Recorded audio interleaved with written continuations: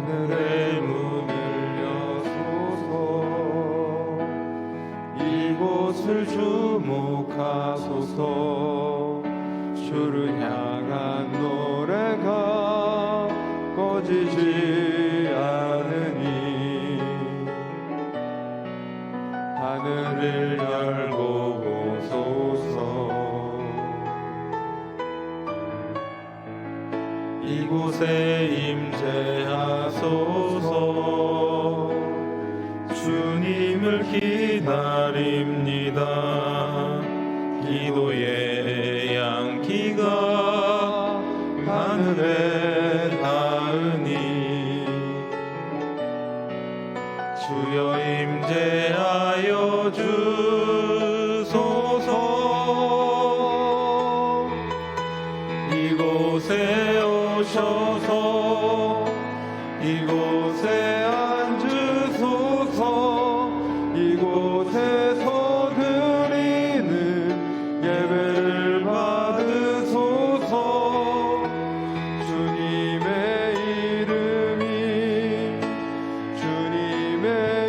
이름만이 오직 주의 이름만 이곳에 있습니다. 하나님은 우리의 피난처시요 힘이시니 환난 중에 만날 큰 도움이시라. 그러므로 땅이 변하든지 산이 흔들려 바닷가운데 빠지든지 바닷물이 솟아나고 뛰놀든지 그것이 넘침으로 산이 흔들릴지라도 우리는 두려워하지 아니하리로다. 하나님이 그 성 중에 계심에 성이 흔들리지 아니할 것이라. 새벽에 하나님이 도우시리로다. 아멘. 사도신경으로 우리의 흔들리지 않는 신앙을 고백합니다. 전능하사 천지를 만드신 하나님 아버지를 내가 믿사오며 그 외아들 우리 주 예수 그리스도를 믿사오니 이는 성령으로 잉태하사 동정녀 마리아에게 나시고 본디오 빌라도에게 고난을 받으사 십자가에 못 박혀 죽으시고 장사한 지 죽은 자 가운데서 다시 살아나시며 하늘에 오르사 전능하신 하나님 우편에 앉아 계시다가 저리로서 산 자와 죽은 자를 심판하러 오시리라. 성령을 믿사오며 거룩한 공예와 성도가 서로 교통하는 것과 죄를 사하여 주시는 것과 몸이 다시 사는 것과 영원히 사는 것을 믿사옵나이다. 아멘. 찬송가 545장 우리 박수 치시면서 힘차게 찬양하시겠습니다.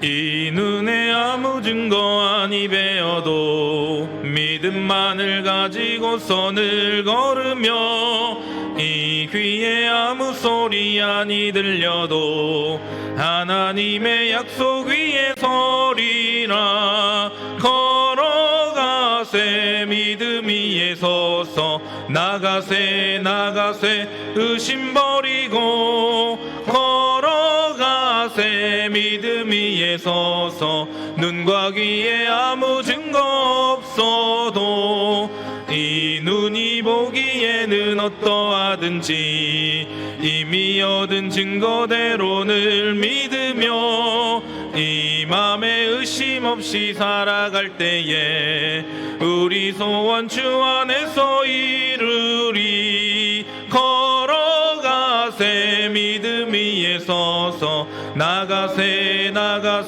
의심 버리고 걸어가세 믿음 위에 서서 눈과 귀에 아무 증거 없어도 주님의 거룩함을 두고 맹세한 주 하나님 아버지는 참 미쁘다.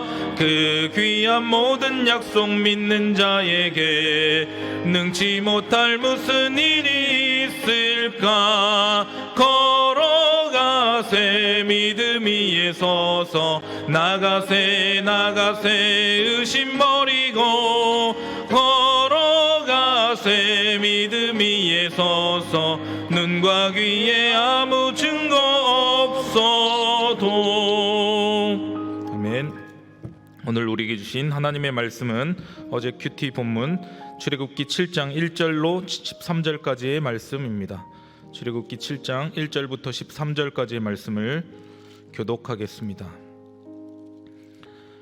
여호와께서 모세에게 이르시되 볼지어다 내가 너를 바로에게 신같이 되게 하였은즉 내 형 아론은 내 대언자가 되리니 내가 내게 명령한 바를 너는 내 형 아론에게 말하고 그는 바로에게 말하여 그에게 이스라엘 자손을 그 땅에서 내보내게 할지니라. 내가 바로의 마음을 완악하게 하고 내 표징과 내 이적을 애굽 땅에서 많이 행할 것이나 바로가 너희의 말을 듣지 아니할 터인즉 내가 내 손을 애굽에 뻗쳐 여러 큰 심판을 내리고 내 군대 내 백성 이스라엘 자손을 그 땅에서 인도하여 낼지라. 내가 내 손을 애굽 위에 펴서 이스라엘 자손을 그 땅에서 인도하여 낼 때에야 애굽 사람이 나를 여호와인 줄 알리라 하시매 모세와 아론이 여호와께서 자기들에게 명령하신 대로 행하였더라. 그들이 바로에게 말할 때에 모세는 80세였고 아론은 83세였더라. 여호와께서 모세와 아론에게 말씀하여 이르시되 바로가 너희에게 이르기를 너희는 이적을 보이라 하거든 너는 아론에게 말하기를 너의 지팡이를 들어서 바로 앞에 던지라 하라. 그것이 뱀이 되리라. 모세와 아론이 바로에게 가서 여호와께서 명령하신 대로 행하여 아론이 바로와 그의 신하 앞에 지팡이를 던지니 뱀이 된지라. 바로도 현인들과 마술사들을 부르매 그 애굽 요술사들도 그들의 요술로 그와 같이 행하되 각 사람이 지팡이를 던짐에 뱀이 되었으나 아론의 지팡이가 그들의 지팡이를 삼키니라. 함께요.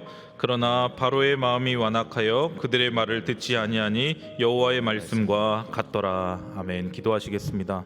좋으신 하나님 아버지, 오늘도 복된 한날 허락하여 주시고 하루를 시작하며 주님 앞에 나와 찬양과 감사의 예배를 드리고 또 부르짖어 기도할 수 있는 귀한 시간과 장소와 은혜를 허락하여 주심을 감사합니다.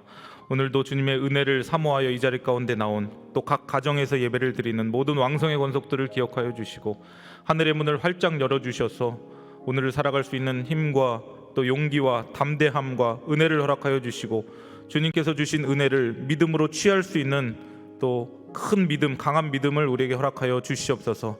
이 시간 주님 앞에 예물 올려드린 손길 있습니다. 드린 손길 위에 하늘의 신령한 은혜 땅에 기름진 복 주시고 경제적으로 어려운 이 시기 가운데에 물질로 인하여서 곰핍하지 않도록 늘 하나님의 공급과 채워주심의 은혜를 경험케 하여 주시옵소서. 이 시간 주님의 말씀을 듣습니다. 우리의 듣는 귀가 복되게 하시고 이 말씀이 우리의 심령 깊숙한 곳에 잘 박힌 목과 같이 새겨져서 우리의 삶의 현장 가운데 이 말씀을 구체적으로 실천하고 적용하여 열매 맺게 하여 주시옵소서. 반주하신 반주자에게도 큰 은혜 내려주실 줄 믿고 감사드리며 예수님의 이름으로 기도드립니다. 아멘. 출애굽이라고 하는 이 역사적인 사건은 이제 출애굽기 7장부터 14장까지 가장 드라마틱하게 펼쳐집니다. 그 중에서도 7장에서 12장까지는 이집트 땅에 내렸던 10가지 재앙에 대해서 소개를 하고 있는데요. 10가지 재앙을 하나님께서 이 애굽 땅에 내리심으로써 이스라엘 백성이 애굽에서 탈출하여 약속의 땅인 가나안 땅으로 출발하게 하십니다. 그 대장정의 서막을 알리는 것이 바로 오늘 본문입니다. 그런데 우리가 이 본문을 이제 묵상을 하면서 읽어가면서 꼭 놓치지 말아야 할 것이 있다면 이집트 10가지 재앙을 통해 나타나신 하나님은 어떤 분이신가를 우리가 먼저 생각할 필요가 있습니다. 여호와 하나님께서는 만물을 창조하셨고 또 온 세상 만물의 주관자이시며 지금도 살아 역사하시는 그런 전능하신 하나님이십니다. 그리고 택한 백성을 사랑하셔서 그 이스라엘 백성들을 종살이하던 이집트 땅에서 구원하기를 원하시는 구원자이십니다. 또 놓치지 말아야 할 사실은 우리가 이 출애굽기 전반부를 보면서 하나님께서는 왜 굳이 거절하는 모세를 그렇게 설득하셔서까지 5번이나 거절하는 모세를 그렇게 설득하셔서 지도자를 삼으실까?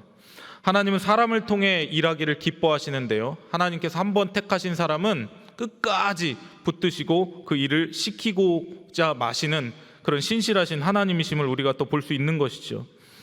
하나님이 굉장히 인격적인 분이시라는 것을 저는 이 말씀을 묵상하면서 계속해서 깨닫습니다. 모세가 그렇게 거절하면 그냥 됐다, 다른 사람 찾아보겠다라고 하지 않으시고 끝까지 모세를 설득하시고 순종의 발걸음을 떼게 하십니다. 우리가 하나님을 이길 수 없습니다. 결국에 우리가 매맞고 또 거절하다가 어떻게 해서라도 하나님의 뜻대로 우리가 살아가게 되는 것이지, 순종의 발걸음을 하게 되는 것이지, 그것이 빠르냐 느리냐의 차이일 뿐이지 결국에는 하나님의 뜻대로 하게 된다라는 것입니다. 우리 자신이 연약하고 부족하고 믿음이 약해도 우리를 선택하신 하나님께서 우리를 절대 포기하지 않을 것임을 믿으시기를 바랍니다. 그리고 우리를 통해 일하실 것입니다. 우리 1절과 2절 말씀을 함께 읽도록 하겠습니다. 시작. 여호와께서 모세에게 이르시되 볼지어다 내가 너를 바로에게 신같이 되게 하였은즉 내 형 아론은 내 대언자가 되리니 내가 내게 명령한 바를 너는 내 형 아론에게 말하고 그는 바로에게 말하여 그에게 이스라엘 자손을 그 땅에서 내보내게 할지니라. 아멘. 여기서 지금 하나님께서 모세에게 내가 너를 바로에게 신같이 되게 하였은즉이라고 말씀하고 있습니다. 여기서 말하는 신은 일반적인 신, 우상, 잡신이 아니라 엘로힘이라고 하는 히브리 단어를 쓰고 있는데요. 이 말이 모세가 바로에게 우상처럼 보이게 된다거나 어떤 하나님과 대등한 위치, 신의 위치, 신적 위치를 갖게 된다는 그런 뜻이 아닙니다. 하나님께서 모세에게 내가 너를 바로에게 하나님과 같이 되게 하였다라고 하는 말의 뜻은 내가 너에게 어마어마한 영광스러운 권세를 주었다, 신적인 권세를 내가 너에게 주겠다라고 말씀을 하십니다. 여기에 등장하는 동사가 완료형인데요, 이미 주었은즉 신같이 되게 하였은즉이라고 말씀을 하고 있습니다. 모세가 바로를 만나러 가기도 전에, 애굽의 놀라운 이적을 행하기도 전에 하나님께서는 이미 모세를 바로의 눈에 신과 같이 되게 하셨다, 그런 존재로 이미 만들어 주셨다라는 것이죠. 두려움에 벌벌 떨고 있던 이 모세에게 더 이상 두려워하거나 염려할 필요가 없다라는 것을 하나님께서는 모든 권세가 너에게 주어졌다라는 것을 이렇게 약속하고 계신 것입니다. 모세는 일전에도 자신의 입이 뻣뻣하고 혀가 둔하여서 하나님의 사역을 감당할 만한 그릇이 되지 못한다라고 계속해서 거절을 합니다. 하나님의 부르심을 거절하자 하나님은 모세에게 내 형 아론이 있지 않냐, 내가 너의 형 아론을 너에게 붙여주겠다, 그러면서 모세의 연약함을 커버를 해주시는데요, 하나님께서 하나님의 그 사명을 맡기실 때에 대책 없이 맡기시지 않습니다. 부르실 때 언제나 능력을 주시고 도울 자도 옆에 있게 하시고 팀워크를 이루게 하셔서 하나님의 역사를 이끌어 가게 하십니다. 또 감당할 수 있는 확신과 용기도 허락해 주신다라는 것이죠. 그러나 이 모든 것은 인간의 어떤 재주, 인간의 능력이 아니라 하나님이 부어주신다라는 것입니다.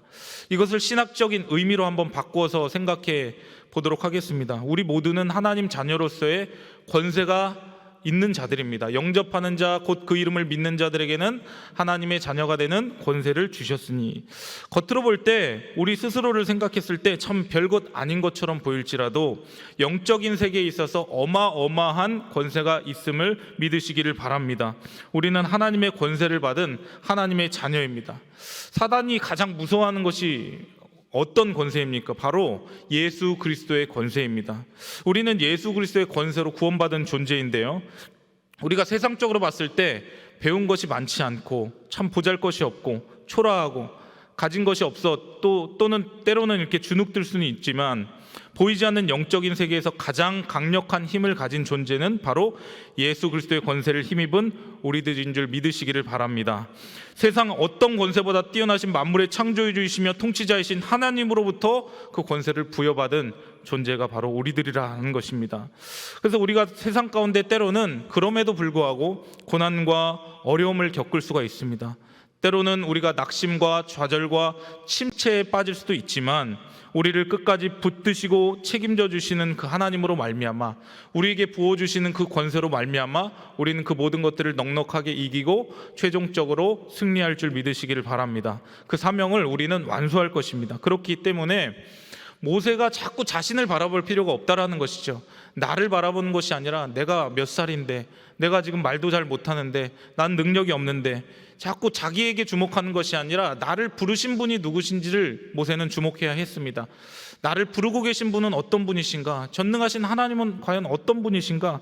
나를 부르신 분이 누구인지를 끊임없이 묵상하며 나아갈 때에 내 힘과 내 능력이 아니라 위로부터 내려오는 그 하나님의 도우심, 성령의 능력으로 맡겨주신 사명을 감당할 수 있는 것입니다. 그런데 하나님께서는 모세와 아론을 통하여서 이제 하나님의 명령을 전해들은 바로가 정작 그 말씀을 듣고 바로 순종하거나 순응하여 이스라엘 백성들을 그 땅에서 내보내지는 않을 거라고 말씀을 하십니다. 3절과 4절 말씀 함께 읽도록 하겠습니다. 시작. 내가 바로의 마음을 완악하게 하고 내 표징과 내 이적을 애굽 땅에서 많이 행할 것이나 바로가 너희의 말을 듣지 아니할 터인즉 내가 내 손을 애굽에 뻗쳐 여러 큰 심판을 내리고 내 군대 내 백성 이스라엘 자손을 그 땅에서 인도하여 낼지라. 아멘. 신적인 권위를 모세에게 주셨는데 바로가 그 말을 듣고 바로 오케이 사인을 주지는 않을 것이다 라는 것이죠. 바로가 그렇게 행동하는 데는 특별한 이유가 있었습니다. 즉 하나님께서 바로의 마음을 완악하게 하신다라는 것이죠. 좀 이상하지 않습니까? 바로가 자기 이름처럼 바로가 바로 보내줘야 되는데 바로 보내지 않고 지체하는 이유가 하나님께서 바로의 마음을 완악하게 하셨다. 이 말씀을 오해하면 하나님께서 가만히 있는 바로, 착한 바로의 마음을 완악하게 하셨으니까 하나님께 책임이 있는 것이 아니냐, 이렇게 오해할 수 있다는 것이죠. 그런데 선하신 하나님은 사람의 마음을 일부러 완악하게 만드시는 것은 있을 수가 없는 일입니다.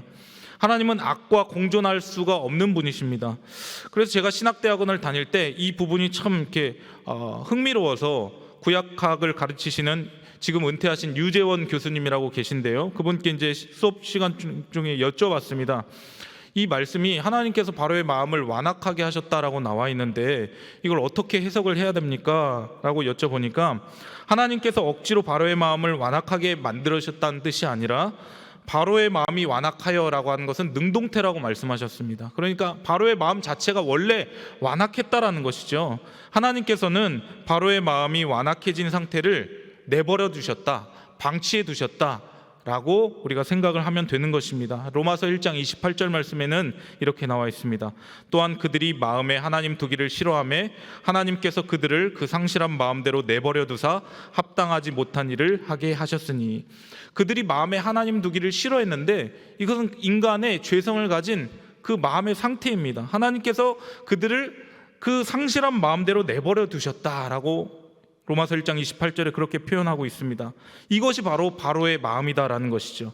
이미 그 악한 마음, 하나님 두기를 싫어하는 그 마음, 상실한 마음을 하나님께서 내버려 두셨다라는 것이죠. 이것이 하나님께서 바로의 마음을 완악하게 한즉과 같은 그런 뜻이 되는 것입니다. 사랑하는 성도 여러분, 은혜가 무엇입니까? 이 아침에 은혜에 대해서 우리가 한번 생각해 보기를 원하는데요. 은혜란 우리의 마음을 부드럽게 성령께서 만들어주신다라는 뜻입니다. 하나님의 음성을 들을 수 있도록 우리의 마음의 문을 활짝 열어주신다는 뜻이죠. 하나님께서 은혜를 거두신다고 하는 것은요, 그냥 내 이 완악한 마음 그대로 방치하는 것입니다. 상실한 마음을 그대로 내버려 두신다는 뜻입니다. 우리가 하나님 앞에 은혜를 받았다라고 하는 것은 하나님의 말씀이 이제 들리기 시작했다라는 것입니다. 이전에는 들리지 않았는데 완악한 마음 그대로 계속해서 자기 의를 가지고 내 주장을 하면서 말씀 계속해서 튕기고 했는데 이제 하나님께서 마음의 문을 활짝 열어주시고 은혜를 주시니까 하나님의 말씀이 들리기 시작하고 그 말씀대로 살기 위하여서 순종하고 몸부림치기 시작하고 주의 말씀을 사모해서 이 자리 가운데 나온 자체가 하나님께서 우리에게 은혜를 주신 줄 믿으시기를 바랍니다. 왜 내게 성령 주셔서 내 마음 감동에 주 예수 믿게 하는지 난 알 수 없도다. 우리는 알 수 없지만 하나님께서 우리에게 은혜를 주셨다라고 하는 것만큼은 정확하게 알 수 있는 것입니다. 주변에서 아마 이렇게 이야기를 할 것입니다. 너 뭐가 그렇게 좋아서 교회를 가냐? 이 시국에 뭐 이 시국 항상 사람들이 이렇게 세상 사람들은 은혜를 모르는 사람들은 시국을 이야기를 합니다. 은혜를 몰라서 그런 이야기를 하는 것이죠. 언제 예배를 시국 따져가면서 드린 적이 있습니까? 그리스도인들은 시국을 따져가며 예배를 드린 적이 단 한 번도 없습니다. 하나님의 은혜가 무엇인지를 알기 때문에 하나님께서 나에게 은혜를 주셨기 때문에 예배를 사모하는 마음이 있고 말씀 듣기를 사모하는 마음이 있고 주님의 전을 사랑하는 마음이 있기 때문에 어떻게든 이 자리에 나와서 예배를 드리려고 하는 것 아닙니까? 그런데 바로왕은 어떻습니까? 듣고 싶은 것만 듣고 보고 싶은 것만 보려고 했습니다. 은혜가 없기 때문에 그렇죠. 하나님께서 은혜를 거두시니까 귀가 닫히고 눈이 덮인 것입니다. 평생 동안 우리의 마음 상태가 은혜의 상태가 되기를 주님의 이름으로 축원합니다. 주님께서 말씀하실 때 듣고 주님께서 행하시는 이적을 볼 수 있는 믿음의 눈이 우리 가운데 있는 것, 이것이 은혜입니다. 그래서 담임 목사님께서도 자주 하시는 그 표현, 주여 은혜를 주시옵소서. 주여. 이 새벽에 한번 외쳐봤으면 좋겠습니다. 주여, 은혜를 주시옵소서. 아멘. 하나님께서 바로의 마음을, 그 완고함을 방치하신 데에는 깊은 뜻이 숨겨져 있었는데요. 5절 말씀 우리 함께 읽도록 하겠습니다. 시작. 내가 내 손을 애굽 위에 펴서 이스라엘 자손을 그 땅에서 인도하여 낼 때에야 애굽 사람이 나를 여호와인 줄 알리라 하시매. 아멘. 하나님은 이제 애굽에 10가지 재앙을 내려서 바로와 애굽 사람이 여호와라고 하는 그 신이 진정한 참 신이구나, 진짜 참 하나님이구나, 이것을 인정하게 할 것이라고 지금 말씀을 하십니다. 그들은 이스라엘 백성들이 믿는 신을 알지도 못했고 관심도 없었고, 그들이 하나의 어떤 지역 신을 믿는다고 생각을 했습니다. 그들은 바로를 태양신처럼 섬기고 예배했습니다. 그런데 바로는 신이 아니라 인간이었죠. 그들은 하나님이 어떤 분인지를 알아야만 했습니다. 하나님께서 애굽 땅에 행하신 10가지 재앙은 그냥 아무렇게나 내린, 마구잡이로 내린 재앙이 아니었습니다. 이집트 백성들이 신으로 섬기고 있었던 그 우상들과 다 연관이 있었는데요.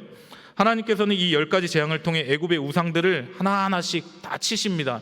일명 요즘 말로 도장 깨기라고 하는데, 하나하나씩 다 치심으로 오직 이스라엘 하나님 여호와만이 참 신임을, 참 하나님임을 만방에 알리려고 하셨던 목적이 있던 것입니다. 또 전능하신 하나님께서 사탄의 세력을 멸하고 택한 백성을 구출하는 것을 보여주기 위하여서 순차적으로 조금씩 그 재앙의 강도를 높여가십니다. 6절 말씀 우리 함께 읽겠습니다. 시작. 모세와 아론이 여호와께서 자기들에게 명령하신 대로 행하였더라. 모세는 그제야 하나님의 뜻을 깨달았습니다. 결말이 어떻게 될지 알았습니다. 결과가 이렇게 되겠구나. 그런데 이 결말에 도달하기까지, 결과에 이르기까지 과정이 쉽지 않겠구나. 바로가 쉽게 이스라엘 백성들을 보내주지 않을 것인데, 이것은 내 입이 둔해서도 아니고, 하나님이 주신 권능이 바로보다 약해서도 아니고, 이 과정을 통해 하나님의 그 뜻이 있구나. 하나님께서 이집트를 심판하시고 이집트 사람들에게 하나님께서 어떤 분이신지를 알리려고 하신 그 하나님의 그 숨은 의도가 있구나. 그래서 모세는 아론과 함께 그 말씀에 순종합니다. 그런데 갑자기 7절 말씀에 보니까 모세와 아론의 나이가 나오는데요. 그들이 바로에게 말할 때 모세는 80세였고 아론은 83세였더라. 쭉 나오다 갑자기 나이 이야기가 나옵니다. 왜 하나님께서는 이 두 고령의 할아버지를 하나님의 대리자와 대언자로 삼으셨을까요? 하나님의 일은 사람의 능력이 아니라 하나님이 하신다는 것을 보여주기 위해서 이 7절 말씀을 아마 기록한 것 같습니다. 하나님은 연약한 자라도 부르셔서 가장 강한 자로 세워주시고 그를 통해 하나님의 위대하심을 드러내기를 원하십니다. 그래서 우리들은 자꾸 우리의 나이를 생각하고 우리의 그 능력을 생각하면서 못해요, 저는 못해요, 연약해요, 부족해요 라고 빼는데요, 그 연약해요, 부족해요, 못해요 라고 빼는 그 이면에는 뭐가 있습니까? 자신의 무능력도 물론 아는 그런 마음도 있지만 그냥 순종하기 싫은 마음도 큰 것이죠. 하기 싫은 마음도 한 60-70%는 있는 것입니다. 부르시면 아멘으로 순종하고 나아갈 때에 하나님께서 능력도 주시고 동역자도 붙여주시고 할 수 있는 모든 인프라도 갖추게 해주시는데 하기 싫은 마음도 크고 자기의 무능력도 알고 하니까 계속해서 거절을 하고 거부를 하는 것입니다. 근데 본문에 보면 하나님께서 뭐라고 말씀하시냐면 내가 라고 하는 이 단어가 무려 10번이나 나옵니다. 내가 할 것이다, 모세야. 내가 할 것이다. 나 하나님 여호와는 사람을 통해서 일한다. 내가 할 수도 있지만 난 사람을 통해서 일한다. 그래서 내가 할 것이다. 너는 순종만 하면 된다. 하나님께서 모세에게 그렇게 말씀을 하시는 것이죠. 모세는 그저 자신을 부르신 하나님을 바라보고 하나님의 말씀대로 순종하기만 하면 됩니다.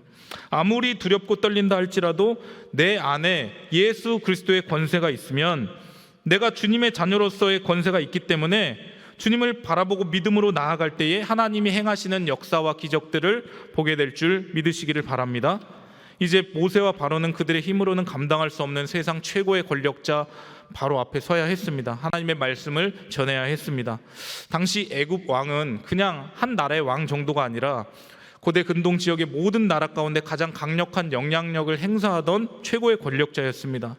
원하는 것은 무엇이든지 이룰 수 있었고 누구도 그 앞에서 도전할 수 없는 막강한 권력을 소유하고 있었습니다. 그런데 어떻게 보면 그 노예 중의 대표, 히브리 민족의 대표 두 할아버지가 와서 바로에게 도전장을 던지고 있는 것이죠. 이제 모세와 바로의 첫 번째 대결이 이루어지는데 하나님께서는 바로 앞에서 아론의 지팡이를 던져서 뱀이 되게 하라고 하십니다. 8절에서 10절까지가 그 말씀인데요.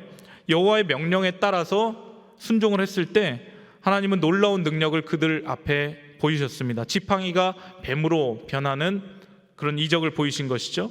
그런데 11절 말씀에도 보면 애굽의 요술사들도 같은 일을 행합니다. 그들 역시 지팡이를 던져 뱀으로 변하게 하는 기적을 행하는 것이죠. 이것은 무엇을 의미합니까? 하나님을 믿지 않는 이 세상에서도 꽤 강한 능력을 발휘하는 자들이 있다는 것입니다. 하나님을 믿지 않아도 어떤 개인의 능력, 자신의 어떤 실력을 갖고 있는 사람들이 꽤 있다는 것이죠. 그런데 이들의 능력은 지금 하나님의 능력과는 달랐습니다. 잔재주에 불과한 것이죠. 하나님 입장에서 딱 보았을 때 이것은 인간의 잔재주에 불과한 것이다. 하나님의 능력은 세상의 지식이나 능력, 잔재주보다 훨씬 강한데 이것은 아론의 지팡이가 이제 요술사들이 바뀌게 했던 그 뱀들을 삼킨 것으로 나타납니다. 우리 12절과 13절 말씀 함께 읽도록 하겠습니다. 시작. 각 사람이 지팡이를 던짐에 뱀이 되었으나 아론의 지팡이가 그들의 지팡이를 삼키니라. 그러나 바로의 마음이 완악하여 그들의 말을 듣지 아니하니 여호와의 말씀과 같더라. 아멘. 이 일은 결국 하나님의 권능이 바로의 무능을 삼킬 것임을 암시하고 있는 것입니다. 그런데 이 정도로 바로의 마음을 돌이킬 수가 없었는데요. 하나님께서 말씀하신 대로 모든 그 시나리오가 흘러가고 있었습니다. 여전히 바로는 그 마음을 돌이키지 않습니다. 그럴 때 우리가 굉장히 두려워하고 불안하지 않습니까? 그럼에도 불구하고 모세가 두려워하거나 불안하지 않을 수 있었던 이유가 무엇이냐면 하나님이 친히 알려주셨잖아요. 시작하기 전에 이미 모세와 아론에게 이렇게 할 건데 바로가 마음을 돌이키지 않을 거야. 당황하지 말거라. 무서워하지 말거라. 두려워하지 말거라. 최종적인 승리가 너희에게 있을 텐데 너 그 과정 가운데 조금 어려움이 있을 거야. 조금 아플 거야. 그런데 참아야 돼. 결말은 우리가 이기는 거야. 승리하는 거야. 하나님께서 그렇게 딱 말씀해 주시니까 모세는 아마 힘을 얻고 그 다음 단계로 나아갈 수 있었을 것입니다. 하나님께서는 우리에게도 말씀해 주십니다. 내가 세상을 이기었노라. 세상 가운데 담대하라. 강하고 담대하라. 너희가 세상 가운데 환난을 당하나 담대하라. 내가 세상을 이겼다. 예수 그리스도를 믿는 자들은 최종적인 그 결말이 무엇인지를 아는 자들입니다. 우리의 결말, 우리의 최종적인 목적지는 승리입니다. 승리. 이미 승리가 확보된 그런 승리를 살아가고 있는 그 발자취를 걸어가고 있는 자들이지 우리는 결말이 어떻게 될까 불안하거나 초조해할 필요가 없는 그런 존재들입니다. 예수님께서 사탄의 권세를 이미 2000년 전에 멸하셨기 때문에 우리는 예수님의 그 승리의 발걸음, 그 발자취를 따라가는 자들임을 믿으시기를 바랍니다. 말씀을 정리하겠습니다. 하나님은 우리를 부르시고 보내시는데요, 그것을 사명이라고 합니다. 사명을 주신 분도 하나님이시고 그 사명을 이루시는 분도 하나님이십니다. 사명을 주실 때 하나님께서는 능력을 주십니다. 감당할 수 없는 세상 권력자 앞에 설지라도 우리 그리스도인들은 하나님을 신뢰하고 순종하기만 하면 되는 것입니다. 능력은 내가 가진 것에서 나오는 것이 아니라 하나님과 동행할 때, 하나님 말씀에 순종할 때 나오는 것이 바로 능력입니다. 우리에게 주신 예수 그리스도의 권세가 능력 있는 줄 믿으시기를 바랍니다. 세상이 높은 벽처럼 우리를 가로막고 있다 할지라도, 바로왕과 같은 그 영적 존재가 우리를 공격한다 할지라도 우리 안에 예수 권세가 있을 때 우리가 그 주님의 능력으로, 예수 그리스도의 권세로 이길 줄 믿으시기를 바랍니다. 하나님께서 모세와 아론을 통해 이스라엘을 향한 구원의 뜻을 이루셨듯이 하나님께서는 우리를 이 시대에, 오늘 우리가 사는 이 시대 가운데 우리를 구원의 도구로 사용하기를 원하십니다. 모세만 그렇게 쓰신 것이지 나는 아니야가 아니라 하나님이 이 시대를 살아가고 있는 우리 한 사람 한 사람을 구원의 도구로 사용하십니다. 하나님께서 직접 나타나셔서 많은 사람을 믿게 만드실 수도 있지만 전도라고 하는 미련한 방법을 택하셨습니다. 전도라고 하는 것은 세상 사람들에게 굉장히 미련해 보입니다. 우리는 하나님의 구원의 도구, 전도의 도구라는 사명을 잊지 말고 감당해야 한다는 것이죠. 그런데 그 과정은 쉽지가 않습니다. 마치 바로가 완강하게 이스라엘 백성들을 보내주지 않는 것처럼 고난도 있고 어려움도 있고 내적인 갈등도 있을 것입니다. 될까? 참 이 시국에 될까? 이런 마음들이 계속 있다라는 것이 우리 안에. 한 영혼을 구원한다라고 하는 것은 사망에서 생명으로 그 영혼의 그 주소지가 옮겨지는 것이기 때문에, 영적인 전쟁이기 때문에 쉬울 리가 없습니다. 쉬울 수가 없습니다. 그렇기 때문에 우리는 그 상황에 낙심하거나 좌절하지 말고 기도함으로 하나님의 도우심을 구하고 우리에게 맡겨주신 그런 순종의 발걸음을 한 걸음 한 걸음 떼 나가야 한다라는 것이죠. 포기하지 않고 순종하며 담대하게 나아갈 때 하나님께서 행하시는 놀라운 기적의 역사, 구원의 역사를 보게 될 줄 믿습니다. 그 귀한 일에 우리 모든 왕성교회 성도님들 한 분 한 분이 쓰임받을 수 있기를 주님의 이름으로 간절히 축원드립니다. 아멘. 우리 이 시간 찬양하고 기도하도록 하겠습니다.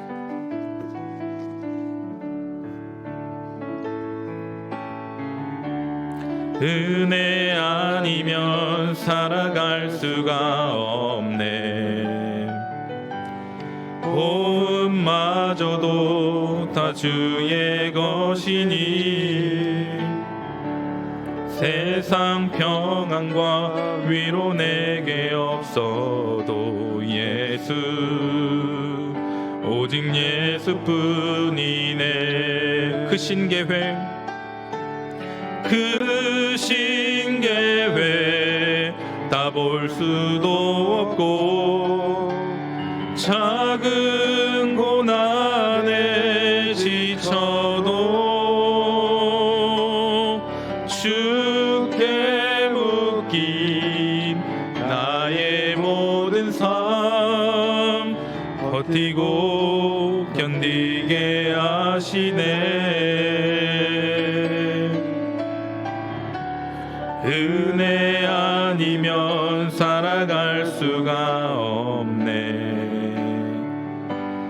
나의 모든 것 다 주께 맡기니 참된 평안과 위로 내게 주신 주 예수, 오직 예수뿐이네. 우리 시간 말씀 기억하면서 기도하며 나아갈 때에 주님께서 부르실 때 아멘하고 순종하게 하여 주시옵소서. 바로와 같은 세상 두려워하지 않고 나의 능력이 아니라 나에게 예수 그리스도의 권세가 있음을, 예수 그리스도의 능력이 있음을 믿고 담대하게 나아가 예수 증거하는 자들이 될 수 있게 해달라고, 또 이번 주 4월 25일 비대면 태신자 초청 주일을 앞두고 우리 태신자들에게 담대하게 예수 전할 수 있는 이번 남은 한 주간이 될 수 있게 해달라고, 특별히 말씀을 준비하신 담임 목사님을 위하여 기도할 때 성령께서 깨닫는 지혜를 허락하여 주시고 강단에서 말씀을 선포하실 때에 비대면이지만 태신자들의 그 마음의 문이 활짝 열려서 하나님의 생명의 말씀이 심겨지는 놀라운 은혜의 역사, 구원의 역사가 나타날 수 있게 해달라고 기도해 주시고요.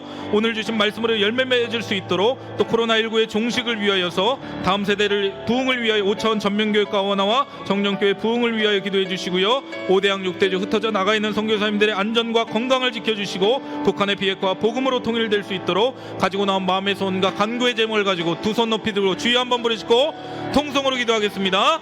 주여